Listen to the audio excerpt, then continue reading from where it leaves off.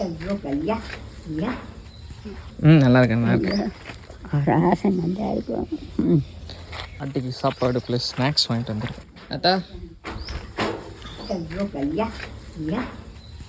நல்லா இருக்கேன், நல்லா இருக்கேன். ஆசை நல்லா இருக்கும். நீ சாப்பிடு.